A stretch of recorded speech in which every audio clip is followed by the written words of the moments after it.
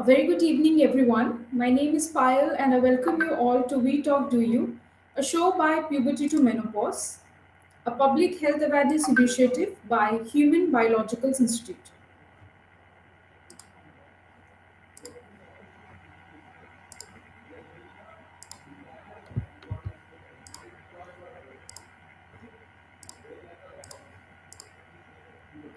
Human Biologicals Institute is a division of Indian Immunologicals Limited, which was established by the National Dairy Development Board in the year 1982. Human Biological Institute was established in the year 1998 when Government of India requested IIL to produce a modern tissue culture anti-rabies vaccine. The first manufacturing facility of Human Biologicals Institute was established at Ooty. The facility is one of its kind in India to have rolled out the first Vero cell culture rabies vaccine. Subsequently, HPI launched other vaccines, and currently we are the major player in human vaccines. We are leader in anti-rabies vaccine segment and present in around 50 countries with three state-of-the-art manufacturing facilities at Ooty, Gachibowli and Karkapatla. HPI has also forayed into the market of clinically proven wellness products and infertility range of hormones. Our vision is to shape the global healthcare by spearheading the One Health initiative, and our mission is to innovate, produce, and market quality healthcare products and services to improve and extend lives. We believe in providing affordable products with high quality through continuous technical innovations and improvements to meet our customers' needs. We feel very proud to share about a green initiative. As a market leader, we have taken significant step to reduce the plastic burden by 160 tons per annum by introducing eco-friendly pack for our flagship brands. As an organization, we truly believe in corporate social responsibilities. Either it is adoption of government schools, where IL is providing infrastructure and basic facilities including help in midday meal programs. In association with NDTB, IL runs gift milk program with over 1,600 school-going children have been benefited so far. Our association with FIAPO, we are working towards a rabies-free Thiruvananthapuram. For more information, you can also log on to www.indiamin.com.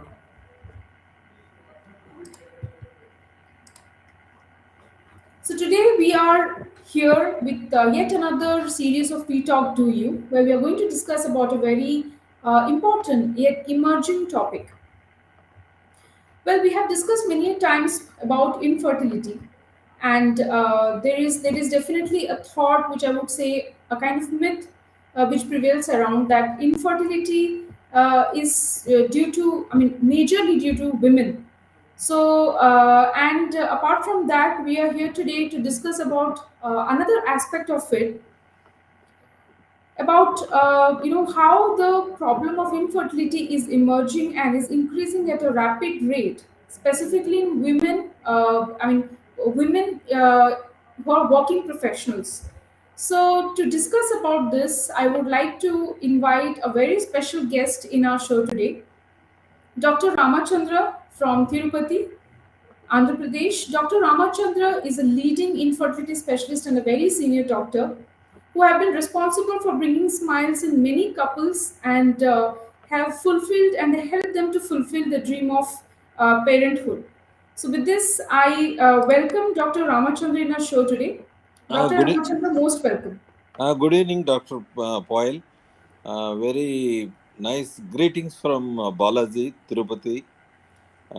Yes, as you are mentioning, the female is more responsible for infertility.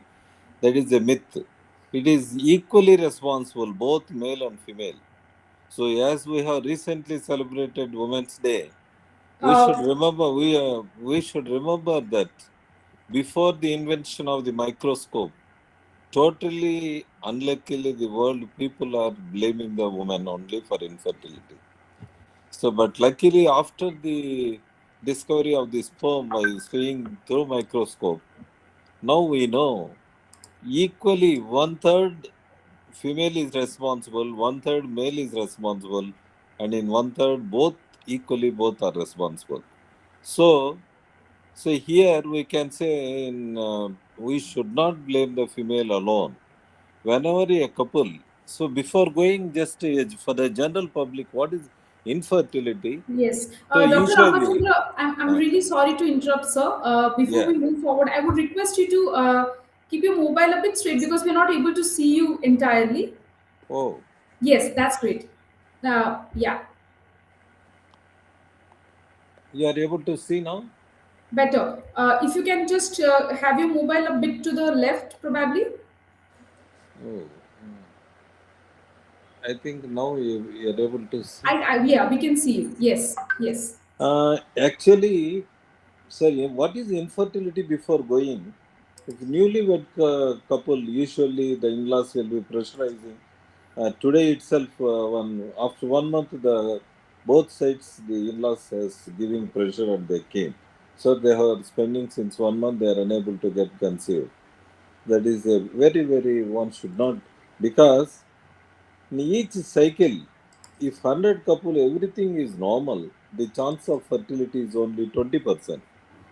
So according to our WHO definition, the infertility means the inability to conceive with unprotected coitus for 2 years. If the couple stays for 2 years, but that is not a dictum. Why? Because 2 years. Sometimes, if the nowadays with the civilization, people are getting married very late. We know because they want to settle with education and whatever the job. So 30, 35 years afterwards, if the people are getting, we don't wait for 2 years to wait or 1 year. Even after 6 months, if the age is more, we usually we try to assess where the defect is. So if any couple more than if the age is 35 and above, within 6 months they should consult an infertility specialist. That is ideal. And regarding the infertility, it is definitely is increasing. Why? Because there are so many causes. One is the age factor. The marriage age is increasing because of civilization. The secondly, the as our topic, working women. yeah, Mainly, the working women or working men. In fact, both are equally responsible. Especially with, software people. Both yes, of them will be in the night. The most, sometimes, when I am treating, I will advise during ovulation they should meet together. So one person will be in the office and another person will be in the home. They are unable to meet on those very important 3 days. What we can say, because the worm usually be once it is released, maximum 48 hours, usually 24 hours only. But the sperm usually 48 hours it lives, and most very hardly it will be 72 hours. So we can say those 2 days are very important. That is from the day of menses, from 13th, 14th, or 15th day. That is very, very important days. If both of them are busy, they are unable to meet, this will go on. So right, working women, usually the problem is this. And other problem here is person will be in Bangalore, one will be in Hyderabad. So they're unable to meet only during festival, or sometimes they will meet and they're unable to get the pregnancy. So one should know the normal physiology of ovulation, when usually the egg will come. At least if they are unable to meet regularly, they should plan for at least meeting during ovulation. Usually that is during ovulation means, suppose a woman's cycle is 28 days.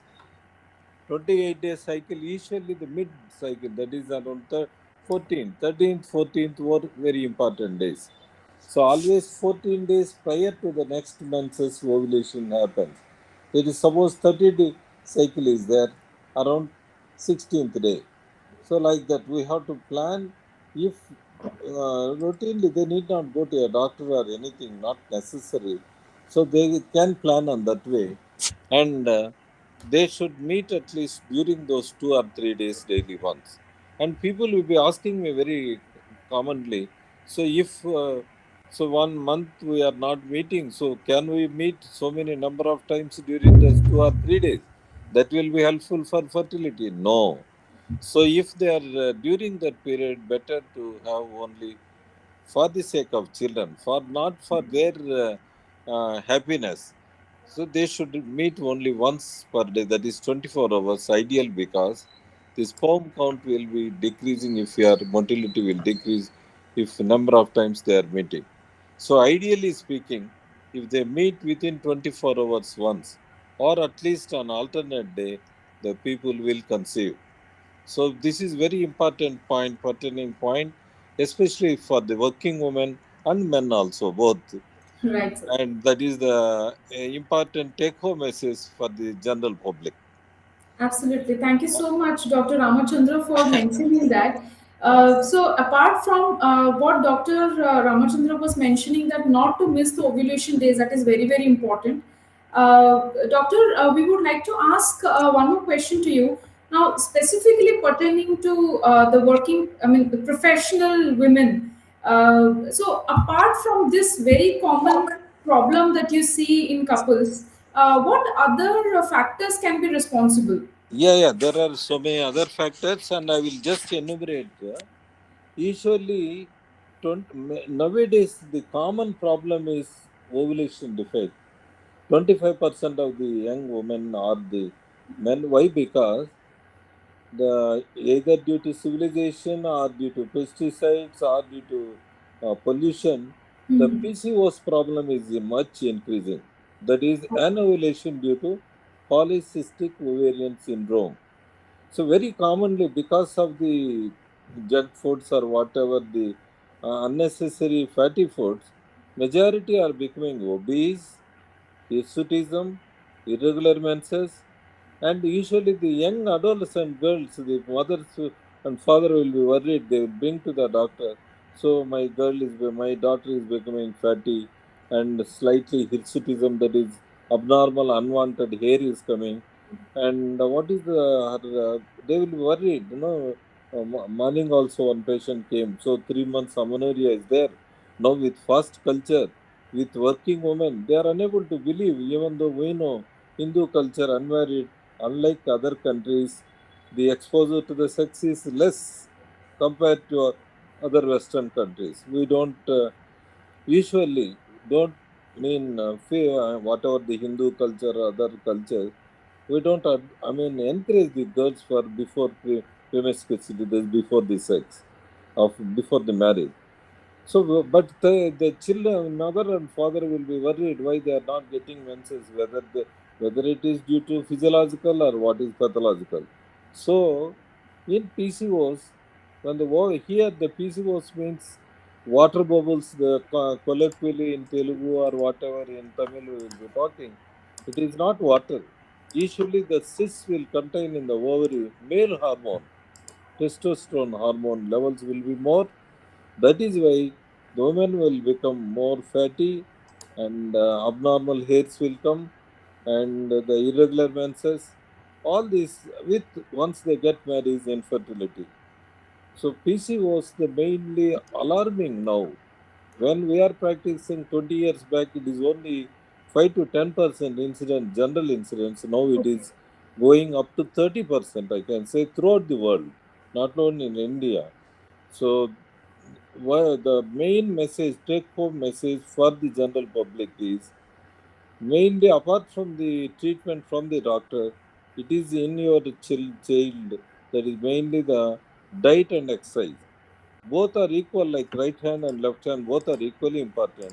So one Okay. should not starve. To not to mention that if you want to decrease the weight, don't go for unnecessary herbals or starvation and all. So take balanced diet. That is more important. Avoid the fatty foods. Go for traditional foods, and like pizza or whatever nowadays the youngsters those who are eating. So better to avoid. So always junk foods. Apart from your PCOS, we know the young people are dying with acute heart problems, MI, that is myocardial infarction. So one should be very careful. In the olden days, we are hearing only the elderly people heart attacks, but now the youngsters, you have gone through even the cine actors, ministers, young people are dying. We know because of lack of exercise and the diet also. Right. Both plays a role.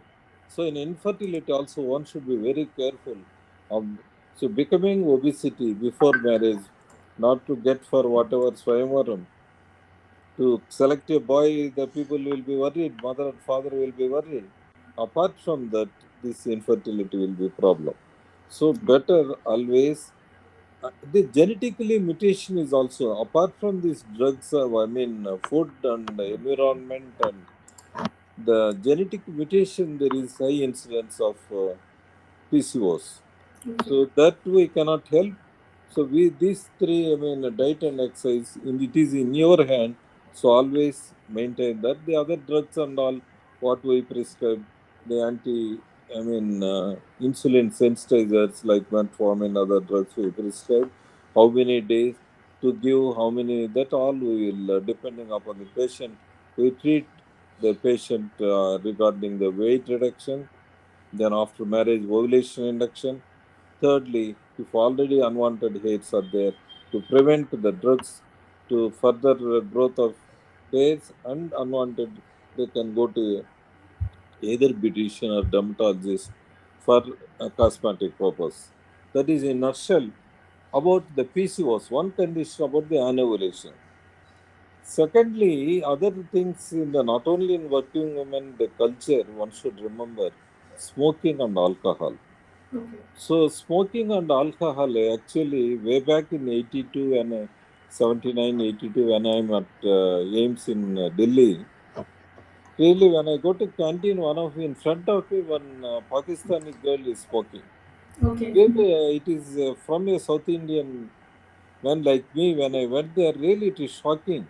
Oh, the girls also will smoke like this. So she is a final year student at that time MBBS because of the embassy people and all they are also students in AIM. So this culture, South Indian people definitely the incidence is less, but in some pockets like in our Andhra Pradesh Guntur, the reverse smoking is there even in low socioeconomic people in women also. So smoking definitely is harmful. Smoking and alcohol not only causes infertility, especially in men, it causes the motility will decrease, sperm motility. In females, it causes usually intrauterine growth retardation. Thus, those people who have conceived, there will be always decreased growth so, and other complications. So, better you avoid and excessive alcohol intake and smoking better to avoid even the working woman. And have a even if you are busy, have a regular exercise. At least 20 minutes walk is enough even. Brisk walk. Uh, That, that's yeah, thank you. that's great, Doctor. And I think you have given us because my next question was exactly to ask you what ladies can do to manage this particular situation. But you have already mentioned 3 points in the problems that you were sharing. So that you have already mentioned, but still, I would like to ask you that before we wrap up, any specific points that you would again like to reiterate how they can properly manage this situation of infertility. Like once you've said, exercise, diet, and preventing smoking or alcohol consumption. So in a nutshell, like in us, while to summarize this entire discussion of us, what are the few points that you would like to tell this to our audience? At least ideal marriage, that also one should know. So don't wait for the settling or anything. There is nothing settling. The sky is the only limit. So always, for any girl to give you a good childbirth, is the right age is between 23 to 25. For a man is around 25 to 28. So we can, with civilization, to settle at least plus 2 years or 3 years, you can. Don't plan for 35 years and afterwards. So at least early man, not I am not against settling very early or anything, but usually, ideally, one should know the limitations in our hand. So better to at the ideal age to get the marriage is one. Secondly, postponing for the children. So suppose if they get married at 35 or 30 years, don't postpone for, so they want to run around because of the COVID. Now they want to enjoy for 2 years honeymoon. Not like that. So better you plan early. So that the elderly better to early for the planning of the pregnancy.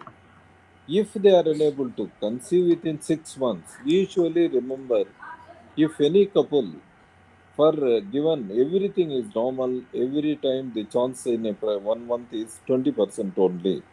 So if a couple staying together at least for 6 months, then we can say at least they have spent a good time and unable to get the pregnancy.